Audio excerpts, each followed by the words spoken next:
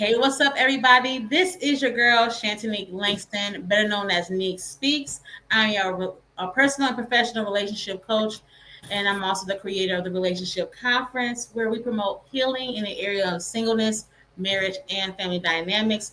You are now tuned into a new episode of Beyond Advice podcast, where we're not just talking, but we're actually giving you guys real life resources and tools that help you navigate your relationship. So, welcome, welcome, welcome. Hey, to those who are watching the live stream, make sure you tap in and make sure you share this with other people. We're talking about effective communication. I know it's really like a over saturated conversation, but tonight we're going to get to the nitty gritty of this thing because the math not mathing and how we communicate. We got to be better at this. Like, seriously. And I have none other than my boy Dexter or Dr. Dexter Shorter. He's going to be joining me tonight in this conversation. But before I bring him in, let me give him a proper introduction, okay? So Dr. Dexter Shorter is a sought-after speaker and an award-winning educator who is fueled by his faith and his family. His mission is to impact and change lives through his motto: transform, grow, achieve. He is a four-time college graduate who was blessed to be the first to graduate from the Ohio State University with a doctorate of education degree in higher education and student affairs. Y'all better give it up, okay? All right, the first. And I'm so happy and excited for you for that. Congratulations, okay? Because again, to be first to do anything is an accomplishment. Mm-hmm. Dexter is a dedicated husband to his gorgeous wife and his loving father to both his beautiful daughters. He and his family currently reside in central Pennsylvania. Once again, give it up for my boy Dr. Dexter Shorter. Yo, what up, though? Uh, Thank you so much, Coach Nique. I am truly honored to be here. And as a person who identifies as someone who deeply is committed to helping people show up better for themselves and each other, I'm just so excited to be here. And I spent, like you just said, my life leading in higher education, speaking to audiences across the country about growth, purpose, and leadership. But more than titles and accolades, I care about transformation, real human, everyday transformation. And I believe communication is a tool that makes it all possible. So I'm excited to dive in today and talk about how we can stop just speaking and how we can start connecting. Yes, I love that. Somebody from your school said he is also the shortest to graduate from OSU. Hey, show me the chat. I probably know who that is, but I ain't worried about that not right now. So we all good. Yes. Cornell family is here. Hi, Tish. Good to see you. That's my baby cousin. What's up, cuz? Hi there, cousin. So yes, we are going to dive into this. Before we do that, I always do an icebreaker. So I'm going to ask you a few questions, and of course, those are in the chat or watching live. You can also play along with us in the chat. So here's one question: if you could have dinner with anybody in the world who's a great communicator, if they're dead or alive, who would it be? hmm First, I would say because of my faith, God Himself. I believe He's all knowing, and I believe that He is the creator of all things. But secondly, I'd have to choose Dr. Martin Luther King Jr. No question. His ability to move crowds with empathy, clarity, and vision, I believe, is among the best. From my perspective, he didn't just speak to inform, he spoke to actually transform and possibly even reform people. So I'd ask him how he stayed so rooted in love and conviction while navigating so much resistance and turmoil in his life. So that kind of communication that Dr. King displayed when he was on this earth isn't just powerful. I believe it's legacy level. So Dr. King and God himself would be my two people. That's so good for me. Um, I think about Princess Diana. Mm, Of course, she passed away when I was a little kid, and I just admired her grace, her poise, how she spoke, how she cared for the for young people and just people that were less fortunate. So her being in the center, being connected with people, not acting as if she's better than anyone. I mean, being able to connect is so important to me. So she would be someone I would really want to connect with and just ask her how did she navigate that and still continue to walk in grace. Because like you just said, having that wisdom of old is so important, and we're losing that because of Mm, all this noise that we see on social media. So hmm. this I is so completely good. agree. One more question I'm going to ask between the two. Um, what what's one thing your family says about you that proves that you are a communicator? I'm not sure if they have said it in the past, but what I usually do, if I leave my phone isolated in the room or in the car, that means I'm really trying to be present and I'm trying to be all in regarding what my family is doing and whatever we're talking about in communication. So if I again turn the phone over or leave my phone and the charger in the room a distance away from me to where I would have to walk to go get it, that means I'm really tuned in and I'm really trying to spend some quality time with my family. And like I said, just be present, be exactly where I am. So I'm not missing anything and I could connect with them on a deeper level than having those distractions in front of me that are typically disruptors and communication models. Yes, I love that because I cannot stand people being out in the public at a restaurant and they're on their phone. Mhm. Like if I'm out with someone, we are not on the phone. We're having dialogue. We're, That's we're it. cracking jokes.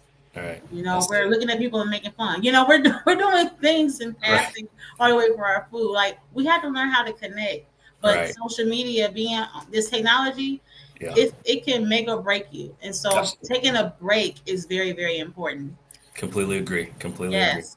Yeah. All right. So let's get into our first question. Why do you believe that communication is the number one barrier in relationships today?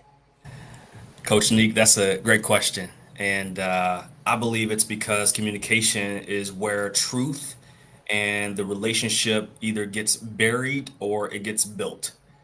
Sometimes people are communicating from wounds or war versus communicating from wisdom, peace, and unity in search for paths to move forward as a team.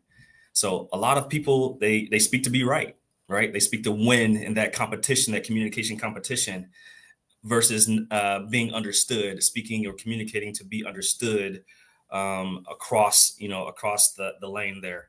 So when couples, coworkers, or colleagues, and even parents and kids don't feel safe to express themselves, walls go up and growth shuts down. So miscommunication isn't just about what's said; it's about what's assumed, avoided, and or silenced, and that's why it becomes the number one relationship barrier and breaker from my perspective. So we got to be very careful of that in regards to just making sure that we are communicating in a very effective way. Yes, and I want to just add to that. So the question now is, well, how do we combat that? So the number one thing is be willing to listen. The Mm, master of communication, you guys, is becoming the master at listening. So this mm, means to slow down and don't speak to be heard, but speak when you have already listened to the other person. So mm, again, when you slow down and listen to the other person, you gain perspective. You do get understanding, and then you will be able to respond accordingly. Now, sometimes in the heat of the moment when something's happening, that doesn't mean you should speak. You right. should listen to what's being said, pull it back. You say, you know what? I can't talk right now. Let me Mm, calm down because again, when you're in a there's an argument, and again, the scripture tells us to be slow to anger. It didn't mm, say don't be angry. right. You are entitled to your feelings, Come and I on. tell people that all the time. It's okay to feel. Absolutely. All right. I want you to feel it. All right. So you can navigate that feeling. You need that even in a healthy relationship. That's how you balance. Okay. Because people think it's supposed to be all, roses and all. No, it is give or take, give Mm, and take. Okay. absolutely. I And love I just want you to remember that in order to have an effective relationship or communication, you got to be willing to listen, to it. understand, and not listen to respond. If you There you don't go. learn nothing else tonight, Mm, remember to listen to understand, not listen to respond. Because when you listen to respond, You're responding from an emotional place and not a place of wisdom. You want to Mm. add anything to that? That's good. That's good, to be honest with you. And we have to work, and we don't have to do anything actually. I would suggest that we work to not see people or the person that we're communicating with as an obstacle, but actually see them as a person. And I think that's when we can communicate from a place of peace, when we're trying to find harmony or a connection or something that we can agree upon to move forward in whatever situation that we find ourselves in regarding what we're communicating about. So, now, coach, that was good. I love it. Yes. And one more thing I want to add to that before we move on. When you begin to listen from a place of understanding, it lets the other person know that you actually care. Yeah, that's I good. want you to remember that, okay? Because when you can have disagreements, but also respect each other to come to a resolve if there is a need for a resolve. Because some conversations don't need a resolve, but again, you have to know, depending on the situation, how to navigate that. So, this is so good. So, the next question is listening is the foundation. So, people often hear, but don't listen. We just talked about that. And we just talked about the difference between understanding and listening to respond. So we're gonna move on to the next one. Now this one is about the silent language. Now I'm good with my face. I'm good with nonverbal all day. All right. It's a blessing and a curse, Right. especially if you're at church. Lord Yeah. Jesus. Yeah. So let's talk about nonverbal. How much of our communication do you think, or do you think happens without words? And what's one nonverbal cue people should be more aware of? I do know the statistic of the nonverbal, but I want you to tell me what do you think. Um, Yeah, I mean, studies have shown that our nonverbal communication is pretty high, over 50%, probably 70 to 80%. So, and I've seen this truth and that statistics in boardrooms and classrooms and even in family rooms. Our body language, our eyes, our hands, our energy are all signaling something, whether we know it or not. So, one cue that people overlook to respond to the second question is our tone. And also, people hear that, but at the same time, that can be considered nonverbal. One person could say, "I'm fine" with your words, but your tone can say, "I'm fed up." So, tone either builds bridges or it can burn them down. So, we need to get more emotionally literate about how we sound when we speak and not just what we say. So, I would say that nonverbal is that percentage is very high in regards to our communication, and I think that people could be more aware of the tone. My mom always taught me it's not what you say, it's how you say it. So just being mindful of that and remembering that lesson that my beautiful mother taught me. yes, okay. I say that all the time to my students. Y'all that do not know, I'm a teacher as well. I teach fourth grade. Y'all pray for us this school year, okay? Because listen, I'm always preaching to the choir and the lights Right, and the paper right, because the kids are not listening. yeah, That it's not what you say, it's how you say it. And so I model that a lot with my students. And so people always ask me, even teachers, how are your kids so respectful? How are they just so calm? Because I'm calm. I have to yeah, be mindful. They're watching every little thing I do. They sure. are modeling that as well. So they really have, I've learned a lot from my students by being Hmm. more graceful, by being more soft, all Hmm. right, and gentle. So being in this field has caused me to change over time. Yeah. And I want to go back to the number of the statistic. The percentage of our communication is Mm. 93% Hmm. nonverbal. Hmm. Yeah. It is high. Yeah. Okay. 93% of our communication is nonverbal, guys. Hmm. Okay. Hmm. That means, and I tell my students this too, that's why God gave us two eyes, two ears, one mouth. Right. Right. Clearly, because most of our communication is nonverbal. Yeah. It's in our posture. Hmm. And I will say, I want to add to what you said as far as the nonverbal cue is your tone, eye contact. I Mm. always tell students in the hallway, put your head up. Yeah. King, queen, put your head up. There you go. Look at me. I'm talking to you. Look, give me eye contact. That's connection. Right. Why don't we look at each other in the eyes anymore? Mm. Why? Can somebody in the comments tell me Right. Why aren't we able to connect with each other in real time? Why can't we open the door when we see a woman come up? Why can't we speak, say hello, right? Especially here in Michigan. So those who are watching from Michigan, what's going on? We gotta learn how to be so angry. Right. Right. Seriously, people come up north and they say a lot about up north. Hmm. Like we're angry people. We have Hmm. to be aware of how we're treating each other, how we treat ourselves. Communicate with yourself. Hmm. So that posture, how you sit, how you greet people, like you said, tone. You can be saying one thing, but your body is saying another. Your face. I'm really bad with my face. So I said, Lord, help me, Jesus, with my face.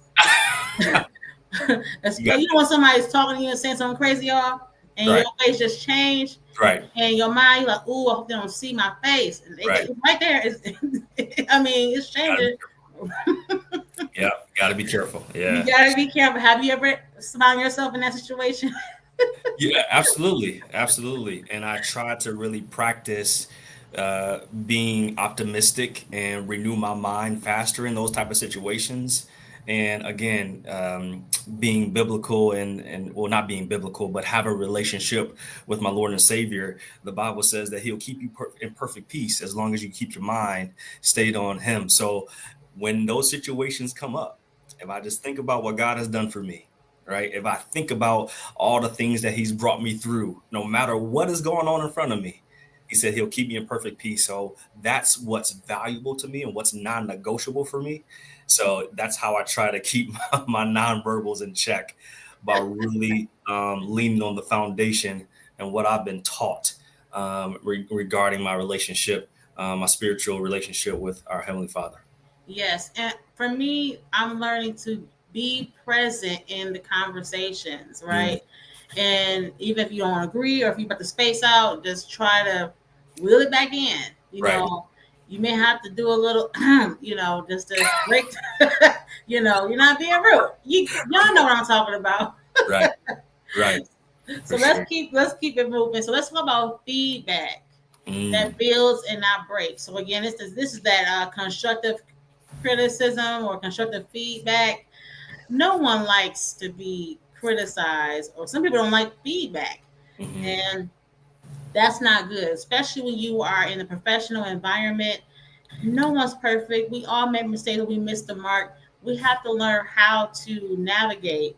And so, why do so many people get defensive when receiving feedback, especially from loved ones? Because it mhm, starts at home. So, if you don't like getting it from your loved ones, we know you having a hard time on the job.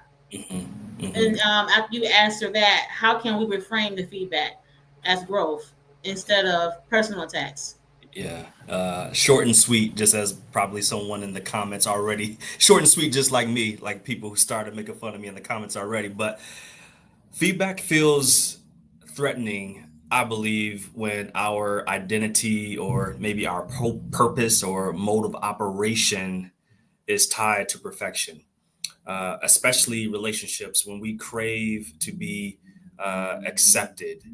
So again, when we are trying to be perfect and we, really are struggling to receive someone really pointing or identifying an area in which we can improve, I think that's when we feel like feedback is a threat to us. So, but if we turn it around, feedback is not about being wrong. It's about being refined and possibly being reformed. So, and we need to normalize this. Feedback is a mirror that we can hold up to ourselves and really take the comments and the critique for what it is and choose to accept it, say thank you, and then figure out how to move on from there. We can let's de-weaponize feedback if we can.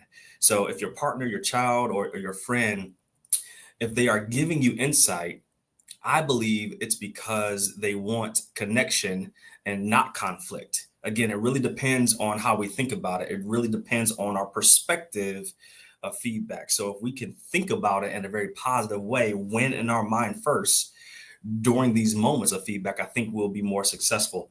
But at the bottom line, when love is the motive, feedback then can be viewed or perceived as a gift and not a jab. So I think feedback is very special. And I feel like if someone is really putting themselves in a position to give you feedback, again, you have the ability to receive that information. And if you don't want to receive that information, just say thank you and really just try to move forward from there. That is so good. I want to add to that. Feedback is a gift. I know some of you have probably heard that before. If you never heard that, I want you to remember that feedback is always a gift. And even the negative stuff you might hear from family members or even on the job, there are people who may throw jabs, like you just said, right? If it doesn't apply, let it fly. Mm. Like seriously, you know yourself better than the person that's speaking to you. Mm-hmm. Okay, I know that people have said certain things to me that were not true. I was doing and all of that. And again, don't fight back on it. You know you. Okay, so even on the job, and it's a like I said, opportunity for you to grow. For sure. And so I want to speak to those who give feedback but don't like to take it. Let me Mm. talk to you. For some of y'all leaders out there, if you have a hard time with that, it's because you got some issues going on in your personal life. Mm. Okay. There's no, it's crazy how you can't accept feedback, but you can dish it out. That's Yeah. not fair.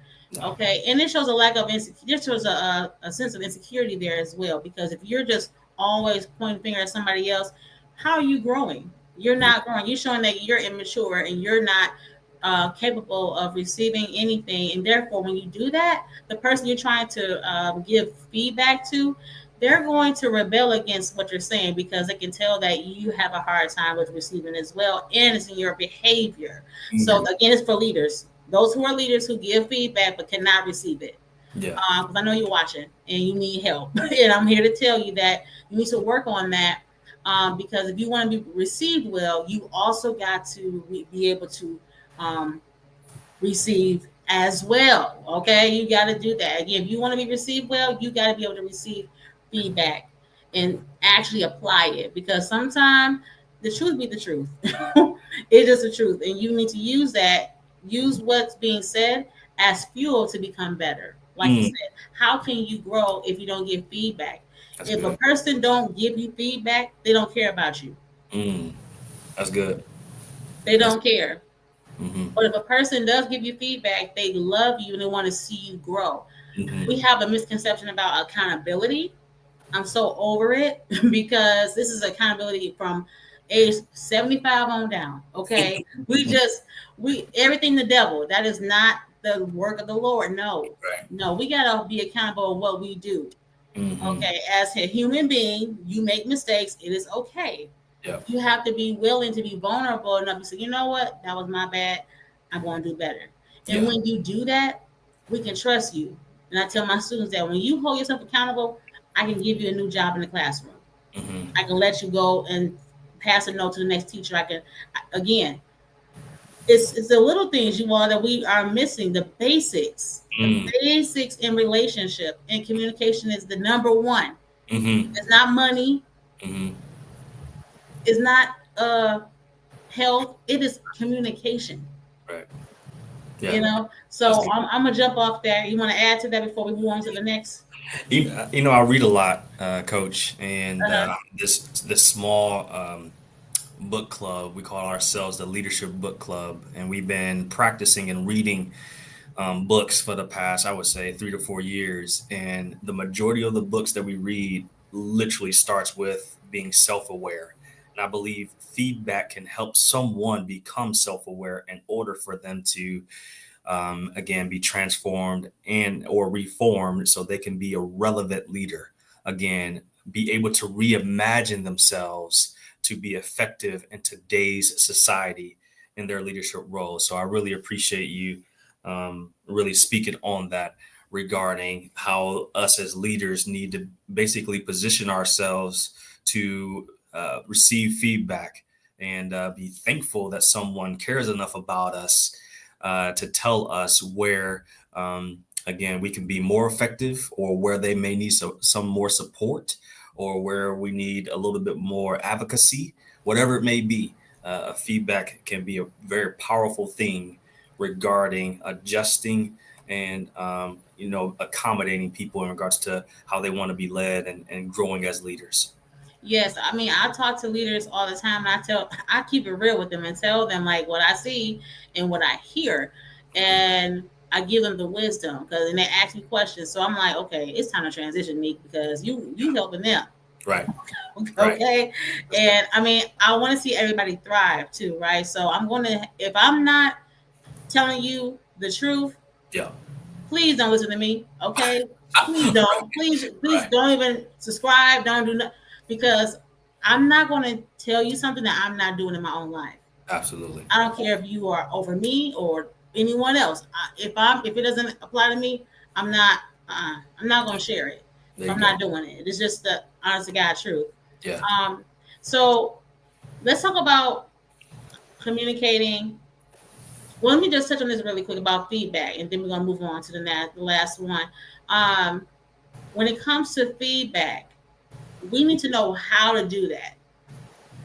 And so a lot of people dance around issues. I'm more of a direct person, but I Hmm. will say that you have to adjust how you give feedback by the person you're speaking to. So every personality leaders is different.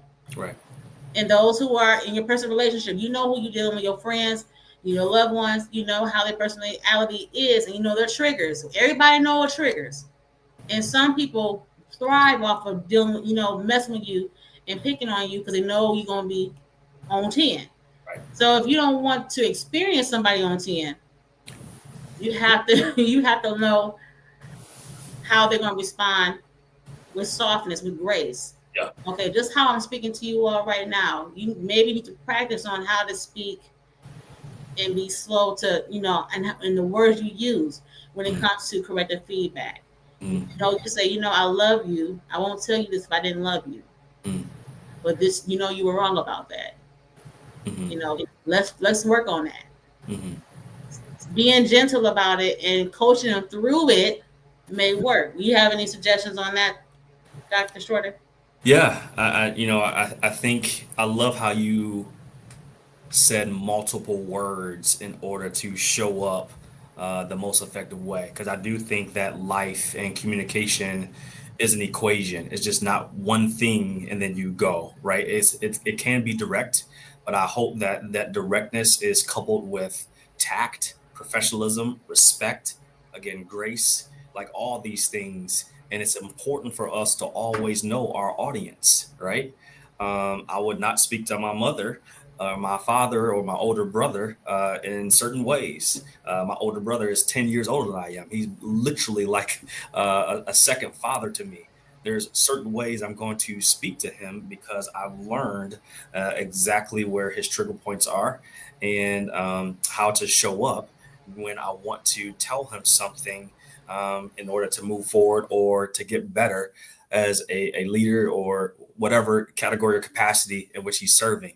So I think that again, it could be. I think we need to normalize this a little bit more and really perceive or think of feedback as a mirror and not something that is meant to harm us. Again, we can probably discern for the most part when someone is trying to hurt us versus help us. And again, that's when we need to really activate our intuition and really again discern exactly what's going on there. If we want to continue to stay in the conversation, and again, once they're done, to say thank you, I'll consider it and move on, type of thing. So again, just making feedback again as a reflection and not necessarily a weapon. So good. So let's talk about communication and confidence. So how does someone develop confidence in their communication style, especially if they've been silenced or misunderstood in the past? I know I can attest to that. Hmm. So, but it's your show, sir. So go ahead. Listen, I'm sharing your stage, and I appreciate it. Yeah. So I would say first, let's just recognize and acknowledge the pain, right? Being silenced and or dismissed is real, and it creates a narrative that says, typically, I mean, if I'm being honest, your voice doesn't matter, and that's tough. So to rebuild confidence, I would basically encourage us or suggest to us that we can start small. Speak your truth in places and spaces where you feel you can be brave and courageous in order to rebuild that confidence and competence that we need to make sure that we are using our voices, in these trusted roles that we have, that we occupy. So maybe practice clarity and consistency. And here's the key that I want everyone to know: you don't have to be loud to be powerful, right? Confidence isn't about volume, it's about alignment. When your values and your words and your actions are all harmonious, or they all line up, your voice naturally or will naturally command respect. So again, just continue to practice those things in regards to building confidence. Again, if you are a leader in a mid-level or high level position, there are people who are depending on you to be their voice in rooms that they're not in. So I would encourage you to figure out how to speak up. Again, know your audience, and always try to approach, the communication or speaking with layers, right, or with range in regards to, again, direct, respect, those type of things, and operating from a place of peace and love and things like that. So I would just encourage everyone to be mindful of, just having an equation as a part of your communication style. Yes, I would say find your communication style. What are you comfortable with? So, are you, what's your character like? So, are you more poised? Are you more, if not so much shy but quiet? Because, Mhm. like he just said, I mean, the loudest person in the room is the most insecure person in the room. Mm, mm, I want you to remember that the loudest person in the room is the most insecure. They're mm, craving attention, but the person who walks in the room and doesn't have to say one word is the most powerful mm, one in the room. Everyone's looking at that person because that person walks with confidence. Okay, so that's something I want you to think about your character. What does your character say about you? And oftentimes you can find your voice within your character. So if your character if it speaks to boldness, again, boldness is not a sound. mm, Okay, mm, boldness is in how you carry yourself that's good. and what you say, not again what you say and how you say it. Because again, if you're loud about it, yeah, people gonna hear you, but no one's gonna trust you. No one's gonna follow you. It's a Mm, whole bunch of noise, like I said on social media. A right. whole bunch of people following all these celebrities who I don't want to go into that, but but they're not experts. They're not even half the stuff that they're spewing out. They're not even living. Hmm. Okay, and you have two people right here who are living while we speaking. Hmm. Okay, because I can share a whole lot of stuff, but I choose not to. I'm being reserved because I know my voice, my message Yeah. has a weight, and I don't have to always share everything. So again, understand your style, understand your character, and that will shape your voice. Yeah. Um, Last one. Yeah.